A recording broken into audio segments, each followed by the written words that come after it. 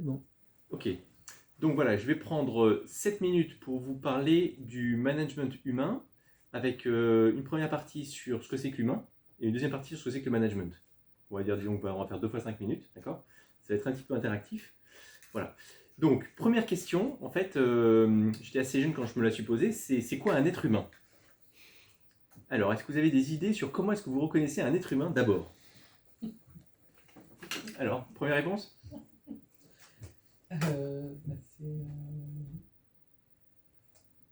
deux bras, deux jambes. Voilà, 2 bras, 2 jambes, très bien. Donc d'abord, ce que je vois, moi, c'est la tête souvent. Hein, d'accord? On va dire, il y a une tête, d'accord? Hop, je dessine très bien une belle tête. Avec Ok. un cerveau quand même. Avec un cerveau, exactement.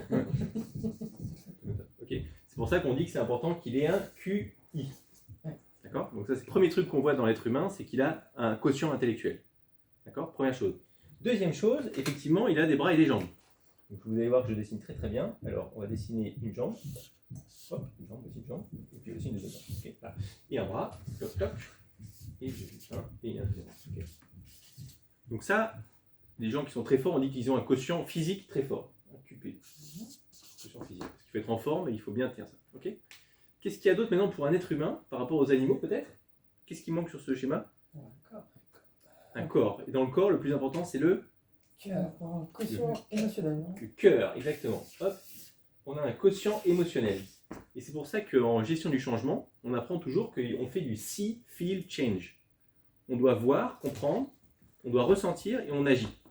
Parce que quand on est juste un idiot ou un animal, souvent, on a un réflexe qui va nous faire bouger les bras. Ok? Donc là, l'objectif, c'est de vraiment renforcer nos activités avec une motivation. C'est ça qui va faire la différence. D'accord? Donc, see, feel, change, premier truc important à savoir. Alors, ça fait déjà 3 éléments à l'être humain. Est-ce que vous avez un 4e élément qui fait la spécificité d'un être humain?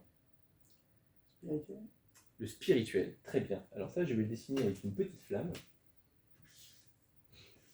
On va dire que c'est une flamme. Ok. Et c'est le quotient spirituel.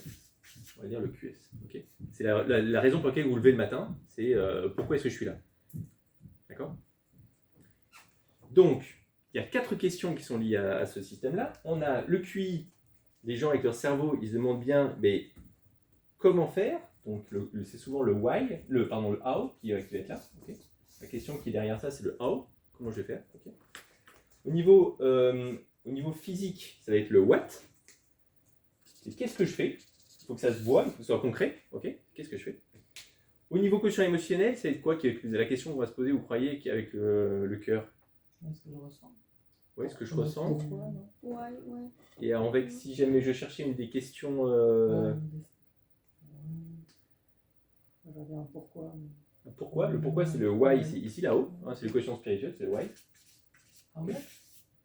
Et qu'est-ce qui donne le plus d'émotion? Le who. C'est avec qui vous faites ça. C'est who et avec qui. Okay.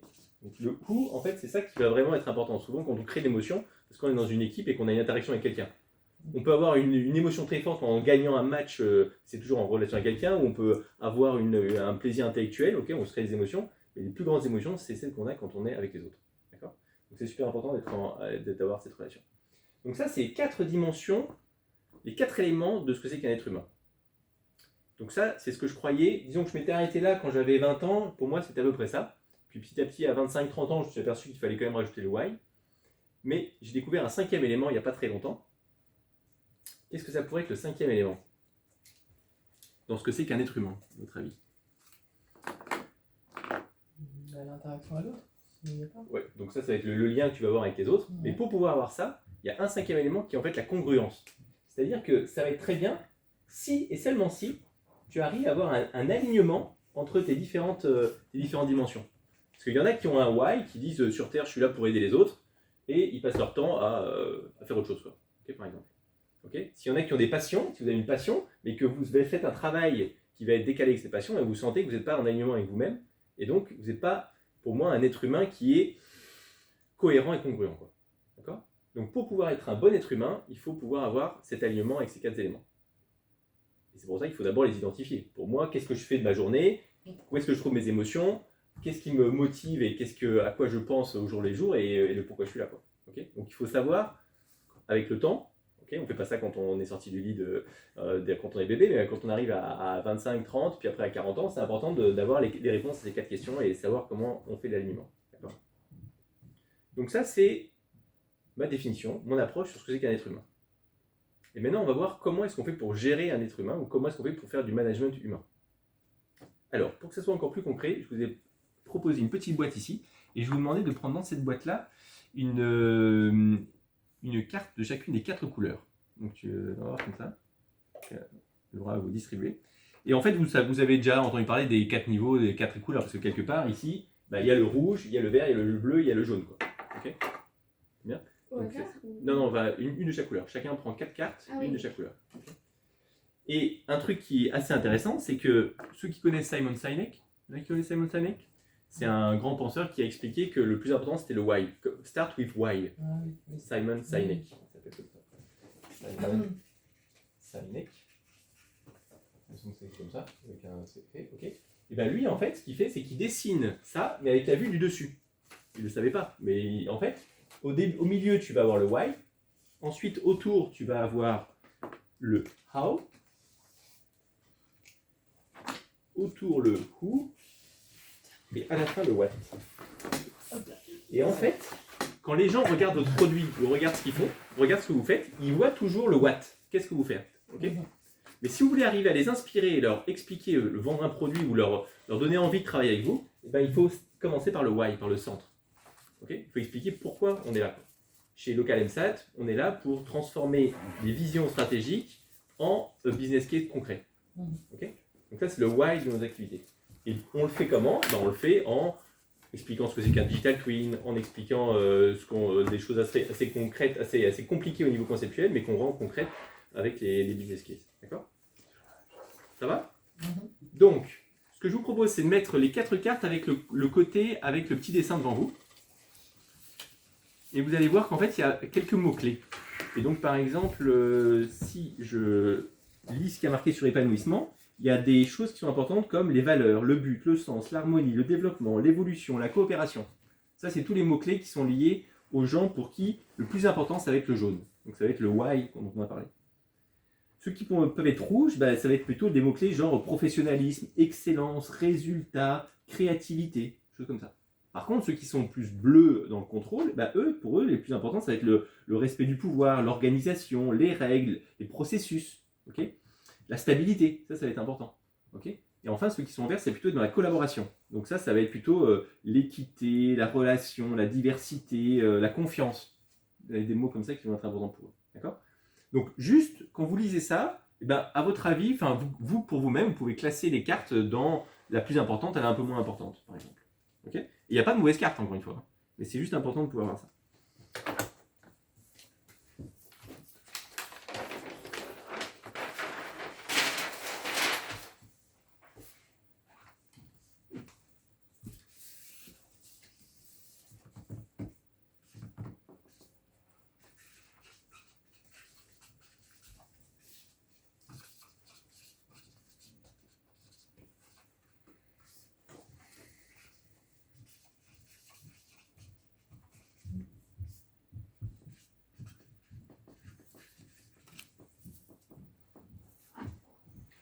Alors maintenant, je vais vous parler du management d'un humain. Donc pour ça, je vais vous proposer une boussole pour voir comment est-ce qu'on peut faire pour arriver à gérer un humain.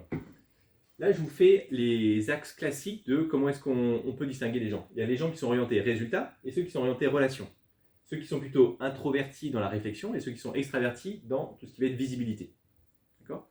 Et alors, si vous avez tout compris, vous allez pouvoir me dire quelle est la personnalité qui va se trouver ici. C'est laquelle des 4 qui se trouve en haut à droite, qui va être orientée résultats et visibilité. Ceux pour qui il faut du concret,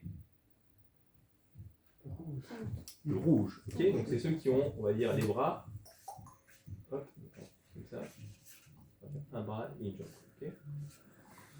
Une jambe. Hop. Voilà, ça c'est un bras et une jambe. Okay. Donc ça, c'est ceux qui sont plutôt orientés résultats et qui ont besoin que ce soit visible. Okay. Par exemple, un vendeur, lui, son boulot, c'est de vendre des choses, il faut que ça soit concret, il faut qu'à la fin, il y ait quelqu'un qui signe, quoi. Okay, donc il va vraiment être là-dedans. En haut à gauche, ceux qui sont plutôt dans la réflexion, mais orientés résultats, c'est ceux qui sont bleu. Okay, donc c'est ceux qui ont leur gros cerveau là, et qui vont réfléchir pour que ça puisse se faire. D'accord? Donc eux, ils ont besoin, les ingénieurs, ils ont besoin, il y en a pas mal dans la salle, qui ont besoin de vraiment voir comment ça va marcher, quoi. D'accord? Ensuite, on a ceux qui sont en bas à gauche. Alors, pour qui la relation, c'est ce qui est le plus important, et on va être dans la relation plutôt intimiste, dans le care, dans le je fais attention aux autres. Ok, ça, c'est ceux qui sont verts. Okay, ceux pour qui le cœur c'est le plus important. D'accord? Et enfin, les derniers, comme ça, c'est pas compliqué, c'est ceux qui sont plutôt des on va pas faire une blague, on va dire c'est une flamme, ok? En tout cas, ceux qui sont dans le pourquoi. D'accord? Ce qui se passe, c'est quand vous êtes manager d'un groupe d'humains, il faut savoir identifier où sont les gens. Parce que par exemple, la façon de dire bonjour, leurs qualités, leurs défauts vont être impactés par ça. D'accord? Donc c'est important de savoir qui vous avez en face de vous. Pour savoir qui vous avez en face de vous, il faut d'abord que vous ayez fait l'exercice pour vous-même, donc il faut vous connaître vous-même, d'accord, comme on a dit. Et en fait, si vous savez qui vous avez en face de vous, vous allez pouvoir savoir quelle va être la force de la personne. Si je travaille avec des ingénieurs, avec des gars qui ont vraiment besoin de savoir tout le détail, quand je leur dis bonjour, je vais dire, tiens, est-ce que je te dérange? Est-ce que je peux te déranger 2 minutes? Okay? Parce que souvent, ces gens-là, ils ont beaucoup de choses dans la tête, donc ils sont déjà en train de penser à plein de choses. Donc, avant de leur dire bonjour, on vérifie si c'est bien le bon moment. D'accord? Contrairement à ceux-là, qui vont être plutôt dans le why et qui vont avoir une forte... Pour eux, le plus important, c'est pourquoi est-ce que je suis sur Terre et quel est mon impact, quoi, quelque part. Okay? Et donc, il faut que ça soit visible et il faut que ça se passe bien. Donc, c'est des gens comme ça que tu vas leur poser la question, bah, tiens, qu'est-ce que tu as fait de beau aujourd'hui, par exemple? À quoi ça a servi ta journée? Alors que ceux qui sont dans la relation, c'est avec qui tu as passé ta soirée, est-ce que ça se passe bien avec tes enfants? D'accord? Et là, c'est quoi ton challenge de la journée? Vous voyez, donc en fait, en fonction de la personne avec qui vous allez collaborer ou coopérer, bah, c'est important que vous ayez les bons mots-clés pour aller avec elle, quoi, dans son sens. Donc ça, c'est bien. Et la deuxième chose, c'est qu'il ne faut pas laisser les gens dans leur côté. Si jamais vous voulez avoir une équipe qui marche, il faut avoir de tout. Parce que si vous avez que des fonceurs, moi je travaille avec des groupes de sportifs, bah, ils avaient un petit peu de mal à organiser un événement où ils devaient accueillir une centaine de personnes. Parce que pour eux, ils ont l'habitude de courir, donc ils courent et ils verront bien sur place comment ça se passe. Et le plan n'est pas dans leur force. Par contre, les ingénieurs, ils ont souvent, et ça c'est souvent les project managers, au début de leur carrière, ils s'aperçoivent que pour faire un plan, il faut beaucoup réfléchir. Donc ils réfléchissent beaucoup, ils réfléchissent tout seuls, ils mettent beaucoup de choses sur une feuille de papier, et après ils s'aperçoivent qu'ils sont tout seuls à comprendre ce qui est écrit dessus. Quoi. Okay, et c'est le problème. Donc il faut faire attention à leur dire, ah oui, attention, et tiens, quel va être le résultat? Comment est-ce que ça va être visible? Avec qui tu vas le faire? Et à quoi ça sert ça? Okay, c'est un peu ce qu'on a eu comme discussion quand on a vu un peu sur un slide pour présenter. D'accord? Donc deux choses quand je suis un manager humain. Un, je reconnais un peu les caractéristiques et ce qui est important pour la personne qui est en face de moi. Et deux, je vais m'arranger pour que l'équipe soit multicolore et puisse s'enrichir des uns des autres. C'est pour ça que la notion de confiance est importante parce qu'il faut qu'on puisse donner du feedback en toute générosité et que ça soit accueilli positivement. Sinon, on a chacun un point de vue et puis on va rester dans notre point de vue et ça ne va pas avancer. D'accord? Donc ça, c'est important. Ça va? Donc, 4 couleurs, 2 clés pour que ça marche, je reconnais avec qui je travaille et je m'arrange pour leur montrer les autres couleurs pour que ça puisse se faire. Voilà. Ça, c'est des bases du management humain. Après, je peux vous raconter des trucs pendant toute une journée, je fais des conférences de 3 jours, donc c'est pas le problème, mais en tout cas, ça résume. Ça va? Est-ce que vous avez une question? Est-ce qu'il y a des tips pour reconnaître dans quelle couleur se trouve quelqu'un? Oui, alors donc tu peux écouter ces mots. Comme je dis, en fonction de ce qu'il va te raconter naturellement, tu vois un petit peu à quoi est-ce qu'il est sensible. Donc ça, c'est souvent ça. Il y en a qui vont dire, oui, je vois bien ce que tu me dis, et ça me fait penser à. Tu vois, des gens qui répètent des phrases comme ça, bah, clairement, ils sont là-dedans, quoi, tu vois. Quand je t'entends, ça me fait rêver, tu vois. Ça, comme ça. Ça me fait rêver, et je me projette dans ce monde-là, et ils vont surtout réussir à utiliser des métaphores, les gens qui sont ici, tu vois. Ça, c'est bon. Voilà, tous ceux qui ont de la visibilité, ceux qui ont plutôt une intelligence visuelle, et qui vont vraiment être capables de faire des métaphores et d'avoir des images, ceux-là, c'est beaucoup plus compliqué. Quoi. J'interviewe des gens parfois dans des équipes et je leur dis si ton équipe était un animal, ça serait lequel? Qu'est-ce que ça pourrait être, tu vois, ou si tu suis ton leader, il ressemblerait à quoi, tu vois? Ça, c'est des questions. Là-dedans, ils ne savent pas toujours répondre, tu vois, visualiser. Ils ont l'idée derrière la tête, mais ils ont du mal à transmettre en termes d'image ou en termes de choses plus concrètes. Bon, j'ai vu exactement, enfin, quasiment ce cas-là en interview. Ouais. Je me suis retrouvé con parce que je n'avais pas réponse. Il m'a posé une question comme ça que j'ai trouvé un peu à la con. Quoi. Oui. J'ai dit, qu'est-ce que exactement. Quand on est là-dedans, on ne voit pas l'intérêt de discuter ces trucs-là. Quoi, tu vois, donc, ouais, c'est exactement. T'es où du coup? Non, t'es où du coup? Ah, moi je suis bleu. Je suis bleu comme ça. Autre question? Non? Ça vous paraît assez simple pour pouvoir être mis en place? Non, c'est pas si simple. Pas si Non, simple. franchement, c'est pas simple. Hein. Il faut réussir en fait à cerner tout de suite rapidement les personnes. Ça Ouais. regroupe ça.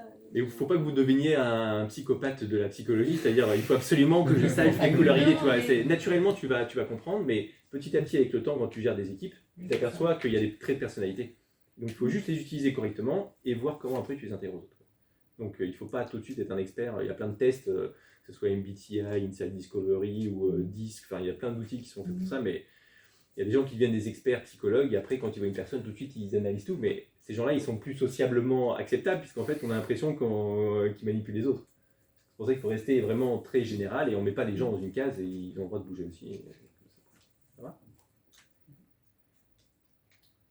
Bien. Bah, c'est super intéressant.